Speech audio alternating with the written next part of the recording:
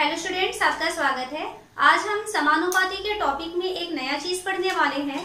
बहुत इंपॉर्टेंट है। क्या है? अनुक्रमानुपाती और व्युत्क्रमानुपाती।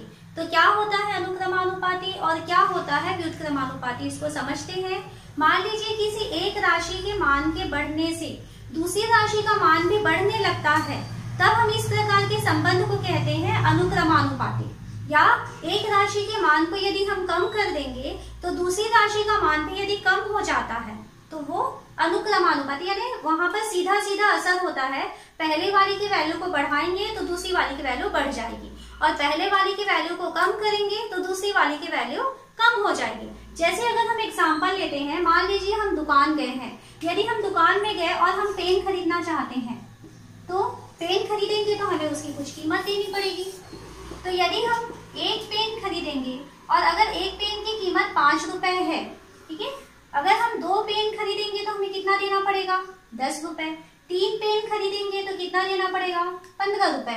तो इस तरीके से यदि हम पेन की संख्या को बढ़ाते जाएं तो कीमत भी क्या होती जाएगी, या हमको जो पैसा उसको देना है वो भी क्या होते जाएगा? बढ़ते जाएगा। तो जितना ज्यादा हम पेन की संख्या बनाएंगे उतनी ज्यादा हमें उसकी कीमत देनी पड़ेगी। या यदि हम कम पेन खरीदते हैं तो कम पैसे देंगे, ज्यादा पेन खरीदते हैं तो ज्यादा पैसे देंगे। तो यहाँ सीधा सीधा असर हो रहा है कि एक राशि के मान को, पेन की संख्या को यदि हम बढ़ा दें तो उसका मूल्य जो है वो बढ़ जा रहा है। तो ये क्या हो जाएगा? अनुक्रमानुपाती विचरण कहलाता है। सेकेंड और एक एग्जाम्पल लेते हैं। मान लीजिए हम अपने घर में बिजली की खपत और उसका बिल को हम देखें, तो यहाँ पर देखिए, अगर हम बिजली की खपत को कम कर देंगे तो हमें उसका कम मूल्य चुकाना पड़ेगा, और बिजली की खपत को यदि हम बढ़ा देते हैं तो उसको हमको ज्यादा मूल्य चुकाना पड़ेगा। तो इस तरीके से एक राशि के मान को कम करने से दूसरी राशि के मान में भी कमी हो, और पहली राशि के मान को बढ़ाने से दूसरी राशि के मान में भी बढ़ोतरी हो, तो इस टाइप का जो संबंध है वो कहलाता है अनुक्रमानुपाती विचरण। अब हम सेकेंड टाइप पढ़ते हैं, व्युत्क्रमानुपाती क्या होता है। तो व्युत्क्रम का मतलब होता है उल्टा, ठीक है, आप इसको पढ़े हुए हैं। व्युत्क्रम यानी होता है उल्टा अनुपात। अगर किसी दो राशियों के बीच में उल्टा अनुपात होता है तो ये कहलाता है व्युत्क्रमानुपाती विचरण। जैसे मान लीजिए हम कहते हैं, अगर हमें मान लीजिए कोई काम करना है, कोई एक खेत है, इस खेत में हमें फसल की कटाई करवानी है। तो फसल की यदि हम कटाई करवाते हैं और यदि हम कम मजदूर वहां लगाएंगे, तो कम मजदूर लगाएंगे तो वो ज्यादा दिन में उसकी कटाई हो पाएगी। तो अगर हम दो चीजें लेते हैं, एक तरफ लेते हैं मजदूरों की संख्या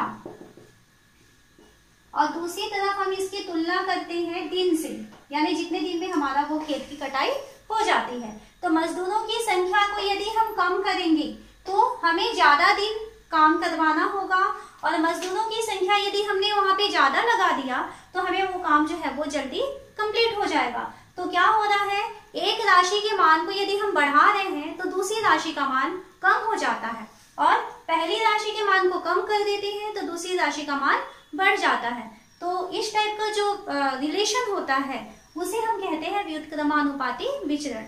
तो क्वेश्चन को पढ़ के आपको पहले समझना है कि ये अनुक्रमानुपाती है या व्युत्क्रमानुपाती है, क्योंकि दोनों ही टाइप के क्वेश्चन को सॉल्व करने के तरीके अलग होते हैं। हम यहाँ एक क्वेश्चन ले रहे हैं, हमें दिया है यदि 29 पुस्तकों का मूल्य 783 रुपए है तो 2214 रुपए में कितनी पुस्तकें मिलेंगी। तो सबसे पहले तो हम ये देखें कि अनुक्रमानुपाती विचरण है या व्युत्क्रमानुपाती विचरण है। तो यहाँ दो चीजें दिखाई दे रही हैं, एक तो है पुस्तकों की संख्या और दूसरी तरफ हमें ये भी दिखाई दे रहा है उसका मूल्य। यदि हम पुस्तकों की संख्या को बढ़ा देंगे तो उसका मूल्य ज्यादा चुकाना होगा, और यदि पुस्तकों की संख्या को कम कर देंगे तो हमें कम मूल्य चुकाना पड़ेगा। यानी एक राशि के मान को बढ़ाने से दूसरी राशि की वैल्यू जो है वो बढ़ जाती है, और पहली राशि की वैल्यू कम करेंगे तो दूसरी राशि जो है वो कम हो जाती है। तो यहाँ ये जो क्वेश्चन है ये अनुक्रमानुपाती विचरण का क्वेश्चन है। तो किस तरीके से उसके क्वेश्चन को सॉल्व करते हैं अनुक्रमानुपाती का, तो देखते हैं क्वेश्चन में। तो हमें उसने कहा है कितनी पुस्तकें मिलेंगी। तो हम स्टार्टिंग में लिख लेते हैं कि माना x पुस्तकें मिलेंगी, x पुस्तकें मिलेंगी। दो बाद उसने क्वेश्चन को बताया कि पहली बार उसने कहा कि 29 पुस्तकों का मूल्य 783 है, ये पहली कंडीशन हो गई। और सेकंड है कि 2214 रुपए में कितनी पुस्तकें मिलेंगी, ये उसका सेकंड पार्ट हो गया। तो फर्स्ट पार्ट में उसने कहा है 29 पुस्तकों का मूल्य 783 रुपए है, तो फर्स्ट पार्ट में हमें उसने दिया है 29 पुस्तकों का मूल्य बराबर उसने कहा है 783 रुपए, ये फर्स्ट हो गया। और सेकंड बार में उसने कहा कि 2214 में कितनी पुस्तकें मिलेंगी, तो हम पुस्तक को पहले लिख रहे हैं, तो सेकंड में हम लिखेंगे x, ठीक है। पुस्तक वाली जो चीजें हैं उसको पहले लिखना है, तो हम यहाँ लिख लेते हैं x पुस्तकों का मूल्य कितना दिया है उसने, 2214 रुपए। तो दो चीजें हमको मिल गई। अब इस क्वेश्चन से हमें ये भी पता है कि ये अनुक्रमानुपाती विचरण है, तो हमें यहाँ लिखना होगा यह अनुक्रमानुपाती विचरण है। अब अनुक्रमानुपाती विचरण के क्वेश्चन को किस तरीके से सॉल्व किया जाता है, देखें। दो चर राशियां हैं, एक तो है पुस्तकों की संख्या और दूसरी चर राशि है उसका मूल्य। तो आपको एक तरफ लिखना है पुस्तकों की संख्या और दूसरी तरफ आपको लिखना है इसका मूल्य। तो यहाँ लिख लेते हैं मूल्य। जो अनुक्रमानुपाती विचरण होता है उसमें क्रम को नहीं बदलते हैं। जैसे पुस्तकों, यहाँ पे हमारे पास दो शर्तें थी ना, दो कंडीशन दिए थे, फर्स्ट और सेकंड। तो पुस्तकों की संख्या में भी हम फर्स्ट और सेकंड लिखेंगे, तो यदि वो अनुक्रमानुपाती विचरण होगा तो मूल्य को भी फर्स्ट और सेकंड ही हमें लिखना है। जब ये व्युत्क्रमानुपाती का क्वेश्चन आएगा तब हम वहां पे इस चीज को चेंज करते हैं। तो आज तो हम अनुक्रमानुपाती को ही सॉल्व करके देखें। यहाँ फर्स्ट और सेकंड लिखेंगे, तो यहाँ भी हमें फर्स्ट और सेकंड ही लिखना है, ये चीज ध्यान रखना है। तो फर्स्ट में मूल्य कितना था, फर्स्ट में पुस्तकों की संख्या कितनी थी, 29। तो फर्स्ट में यहाँ पर हमें लिखना है 29, यहाँ अनुपात का निशान लगाएंगे। सेकंड में पुस्तकों की संख्या कितनी है, x, तो सेकंड बाद में हम लिखेंगे x। फिर यहाँ समानुपात का निशान लगाएंगे। पहली बार में जो पुस्तकों का मूल्य था ये था 783, अनुपात सेकेंड बार में जो पुस्तक का मूल्य था ये था 2214। इस तरीके से हमको सवाल को जमाना है। अब इसे हम बटे के फॉर्म में लिखें तो ये है 29 बटे x, अनुपात यानी बटे, बराबर 783 बटे 2214। हमें तो x की वैल्यू चाहिए, तो क्या करें, इसका तिर्यक गुणा कर दें, तो x का गुणा 783 से हो जाएगा, तो ये हो जाएगा 783 गुणा x बराबर इसका गुणा 29 का गुणा किससे हो रहा है, 2214 से, तो ये हो जाएगा 29 गुणा 2214। x की वैल्यू चाहिए तो x को यहीं छोड़ें, तो ये हो जाएगा 29 गुणा 2214 और बटे में आ जाएगा 783। अब हमें इसे कैंसिल करके x की वैल्यू को निकालनी है, तो इसको आपको करना है। 29 से एक बार कटेगा और ये 2 और ये 7, ठीक है, और ये 27 से एक बार कटेगा और ये कटेगा 82 बार। ये आप लोग सॉल्व करके भी देख सकते हैं। तो यहाँ से हमें x की वैल्यू मिल रही है 82 और x क्या था, x था पुस्तकों की संख्या। तो अतः 2214 रुपए में हम 82 पुस्तकें खरीद सकते हैं। नेक्स्ट हम यहाँ क्वेश्चन लेते हैं। हमें दिया है किसी काम को 45 मजदूर प्रतिदिन 6 घंटा काम करते हुए 24 दिनों में पूर्ण कर सकते हैं। बताइए कितने मजदूर उस काम को 8 घंटा प्रतिदिन करते हुए 15 दिनों में पूर्ण कर लेंगे। ये हमारा क्वेश्चन है। तो यहाँ पर मजदूरों की संख्या दिया हुआ है और दिन दिए हैं। तो अब देखिए अनुक्रमानुपाती है या व्युत्क्रमानुपाती है। यदि हम मजदूरों की संख्या को ज्यादा कर देंगे तो कोई जो काम है वो कम समय में खत्म हो जाएगा, और मजदूरों की संख्या को यदि हम कम करेंगे तो काम जो है वो ज्यादा दिन में खत्म होगा। तो यहाँ उल्टा असर हो रहा है, इसलिए ये जो क्वेश्चन दिया है ये क्या होगा, व्युत्क्रमानुपाती विचरण होगा। इस तरीके से हमें पहचानना है। तो हम स्टार्ट करते हैं। हमें पहली कंडीशन उसने क्या दिया है, पहली कंडीशन में उसने कहा है कि 45 मजदूर हैं, लिख लेते हैं 45 मजदूर है। हर मजदूर एक दिन में 6 घंटा काम करता है और कितने दिन में काम खत्म करता है, वो 24 दिनों में काम को खत्म करता है। इस तरीके से हम लिखते हैं 45 मजदूर रोज 6-6 घंटा काम करते हैं तो 24 दिन में काम खत्म हो जाता है। तो यदि हम इसमें सभी को जो घंटा और दिन दिया है, दोनों ही समय है, तो यदि हम दोनों को एक बना दें तो हमें इसके क्वेश्चन को सॉल्व करने में आसानी होगी। तो हम क्या करते हैं, 6 घंटा 24 दिन तक काम कर रहे हैं, तो कुल कितना समय हर मजदूर काम किया, तो 6 गुणा 24 दिन तक 6 घंटे, यानी हर मजदूर रोज 6 गुणा 24 घंटे काम करेगा। तो गुणा कर लेते हैं, 6 चौक 24 और 6 दूनी 12 और 2 14 घंटा, यानी हर मजदूर जो है वो 144 घंटे तक काम किया है। 24 दिनों तक टोटल मिला के हर मजदूर 144 घंटे तक काम किया, तब 45 मजदूरों ने वो काम को कंप्लीट किया हुआ है। सेकेंड हम निकालते हैं, सेकेंड कंडीशन में हमें कहा है कितने मजदूर, तो हम मान लेते हैं कि माना x मजदूरों से वो काम कंप्लीट हो जाएगा, तो x मजदूर होंगे, क्या करेंगे, वो 8 घंटा काम करेंगे 15 दिन तक। तो 8 घंटा कितने दिन तक, 15 दिन तक। तो 8 घंटा 15 दिन तक काम करने वाली हैं, तो इसको हम गुणा करें तो टोटल कितने घंटे हो जाएंगे, तो 8 गुणा 15 यानी कितना हो जाएगा, 120 घंटा ये हो जाएगा।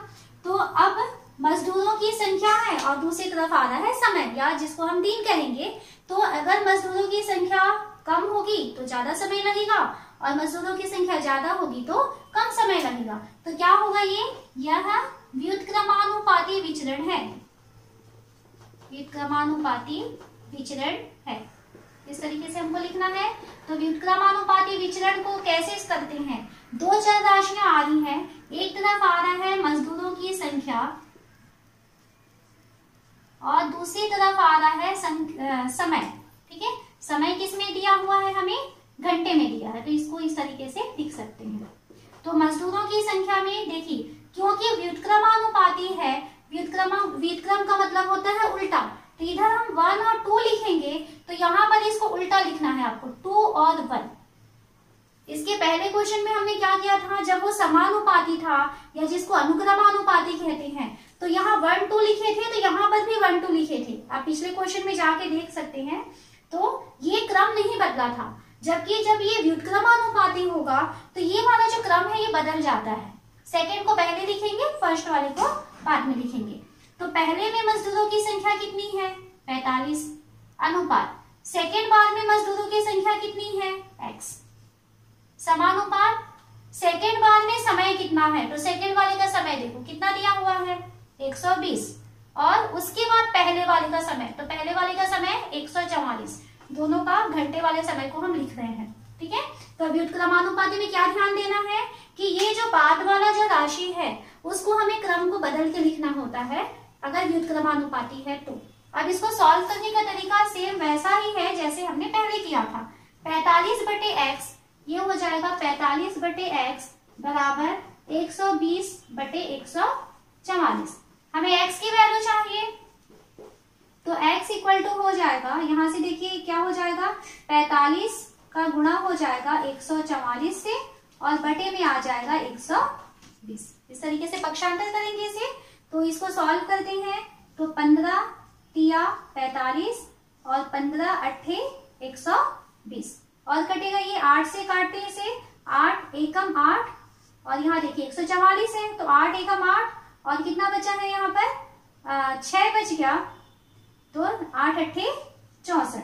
तो क्या मिला हमें, x का मान मिल रहा है 18 गुणा 3, तो 54 आंसर आया। तो इस तरीके से 54 मजदूर जो है अगर 15 दिन में काम खत्म करना है तो 15 दिन में काम करेंगे खत्म, तो 54 मजदूर अगर रोज 8 घंटा काम करेंगे तो वो काम जो है वो 15 दिन में खत्म हो जाएगा। अगला क्वेश्चन है, एक कार सरायपाली से 75 किलोमीटर प्रति घंटा की औसत चाल से चलकर रायपुर 4 घंटे में पहुंचती है। मार्ग में बाधा व ट्रैफिक बढ़ जाने से कार की औसत चाल 15 किलोमीटर प्रति घंटा कम हो जाती है, तो कार को रायपुर पहुंचने में कितना समय लगेगा। क्या दिया है, पहले जब वो 75 किलोमीटर प्रति घंटा से चलती है तब हमको कितना समय लग रहा है, कहा है 4 घंटे का समय लगता है। फिर क्या हुआ, उसकी चाल 15 किलोमीटर प्रति घंटा कम हो गई, तो 75 किलोमीटर प्रति घंटा थी चाल, तो वो 15 किलोमीटर प्रति घंटा कम हो गई, यानी जो उसकी नई चाल है वो 60 किलोमीटर प्रति घंटा रह जाती है। तब हमें पूछता है कि तब उसे कितना समय लगने वाला है। तो यहाँ हम देखें क्या ये अनुक्रमानुपाती है या व्युत्क्रमानुपाती है। तो यदि हम ज्यादा स्पीड बढ़ा देंगे, है ना, हमें एक जगह से दूसरी जगह जाना है, अगर हमारी स्पीड ज्यादा है तो हम कम टाइम में पहुंच सकते हैं, और यदि स्पीड कम है तो हमें ज्यादा टाइम लगेगा। तो एक राशि यानी स्पीड को कम करने से समय बढ़ जाने वाला है और स्पीड को बढ़ा देने से समय कम हो जा रहा है। तो ये जो इस टाइप का क्वेश्चन है क्या होगा, ये व्युत्क्रमानुपाती विचरण होगा। तो हमें जो पूछा है कितना समय लगेगा, तो स्टार्टिंग में हम क्या लिखेंगे, माना x घंटे का समय लगेगा। ये हम स्टार्टिंग करते हैं, तो माना x घंटे का समय लगेगा। अब दो चीजें हैं, दोनों को आपको अलग अलग कंडीशन देना है। फर्स्ट में उसने कहा है कि उसकी जो चाल थी वो 75 किलोमीटर प्रति घंटा थी। तो जब चाल 75 किलोमीटर प्रति घंटा था, है ना, इस तरीके से, तब हमें उसने क्या कहा है, तब उसको समय लगा था 4 घंटे। तो 4 घंटे का समय लगा, ये पहली कंडीशन। फिर सेकेंड में हमें उसने क्या कहा है, सेकेंड बार में चाल कितनी हो जाने वाली है, तो 15 किलोमीटर कम हो जाएगा। तो सेकेंड टाइम में जो चाल है वो 15 कम हो जाएगा, यानी 75 में से 15 घटा देंगे। तो 75 में से 15 घटाएंगे यानी 60। तो 60 किलोमीटर प्रति घंटा है, तो हमें कितना समय लगेगा, तो हमें यहाँ पर समय को मानना है x घंटे। तो इस तरीके से फर्स्ट और सेकंड दोनों लाइन जो क्वेश्चन उसने बताया है, तो दो कंडीशन बना के छोड़ दी है। फिर हमने क्या देखा, क्योंकि ये व्युत्क्रमानुपाती विचरण है, उसे लिखना भी पड़ेगा। हमें क्या लिखना है, यह व्युत्क्रमानुपाती विचरण है। जब हम यहाँ पे दो चर राशियां आ रही है, एक चर राशि है चाल और दूसरी चर राशि है समय, तो एक तरफ हम लिखेंगे चाल, चाल किसमें है, किलोमीटर प्रति घंटा, इस तरीके से लिख सकते हैं, और दूसरी चर राशि है समय। तो कैसे लिखना है, यहाँ लिखेंगे 1 2, ठीक है, क्योंकि व्युत्क्रमानुपाती है तो 1 2 लिखेंगे, तो व्युत्क्रमानुपाती में ये चेंज हो जाता है, यहाँ पे आपको 2 और 1 लिखना है, इसको उल्टा लिखेंगे, व्युत्क्रमानुपाती यानी उल्टा। तो यहाँ 1 2 लिखेंगे, तो यहाँ लिखना है हमें 2 और 1। ओके, अगर ये समानुपाती होता तो इसे 1 2 लिखते, तो यहाँ पर भी 1 और 2 ही लिखे रहते। अब उसकी वैल्यू रखते हैं। फर्स्ट में चाल कितना था, तो फर्स्ट की चाल कितनी है, 75। फिर सेकंड, तो सेकंड में चाल कितनी है, 60, ये लिख लिए। फिर समानुपात का निशान लगाएंगे, सेकंड, तो समय जो है सेकंड का कितना था, तो सेकंड वाला ये है, सेकंड का समय है x, और अनुपात फर्स्ट का समय 4, तो ये उसको यहाँ पे लिख देते हैं 4। ओके, अब इसे जमा लें, तो ये हो गया 75 अनुपात यानी बटे 60 बराबर x बटे 4। x की वैल्यू चाहिए तो तिर्यक गुणा करते हैं, तो x का गुणा कर रहे हैं 60 से, तो x गुणा 60 बराबर 75 गुणा 4, ये 75 का गुणा 4 से हो जाएगा। x की वैल्यू चाहिए तो तिर्यक गुणा, ये इसको पक्षांतर कर दें, तो 75 गुणा 4 बटे हो जाएगा 60। कैंसिल करें इसे, तो 15 चौक 60 और 15 पंचे 75, ये 4 और ये 4 कैंसिल हो गया, तो हमें क्या मिला, x बराबर 5। यानी उसे अगर 60 किलोमीटर प्रति घंटे की रफ्तार से चले तो उसे कितना समय लगेगा, 5 घंटे का समय लगेगा।